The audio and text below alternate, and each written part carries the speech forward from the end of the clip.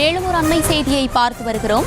தேனி போடிமெட்டு பகுதியில் மண் சரிவானது ஏற்பட்டிருக்கிறது. அண்மை செய்தியாக பார்த்து வருகிறோம். இது குறித்தான மேலும் விவரங்களோடு செய்தியாளர் விஜய் நம்மோடு இணைப்பில் இருக்கிறார். விஜய், இது குறித்தான கூடுதல் விவரங்கள். தேனி மாவட்டம் போடிநாயக்கனூர் மேற்கு தொடர்ச்சி மலை பகுதிகளில் நேற்று மாலை 5 மணி முதல் தொடர்ச்சியாக சுமார் 14 மணி நேரங்களுக்கு மேல் மழை பெய்து வருகிறது. இதனால் தமிழகத்திலிருந்து கேரளா செல்லும் முக்கிய சாலையான போடிமெட்டு மலைச்சாலையில் ஆங்காங்கே மண் சரிவுகள் ஏற்பட்டு வருகிறது. குறிப்பாக 9வது கொண்டை ஊசி வளைவு மற்றும் 11வது கொண்டை ஊசி வளைவுகளில் மண் சரிவு சற்று அதிகமாக உள்ளதால் மழைநீர் முழுவதும் சாலையில் தேங்கியுள்ளது.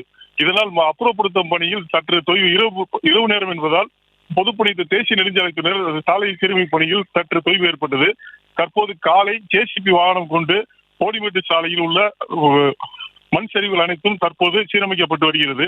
ஆனாலும் நேற்று இரவு 10 மணி முதல் இன்று காலை வரை தற்போது வரை எந்த ஒரு வாகனமும் அனுமதிக்கப்படவில்லை.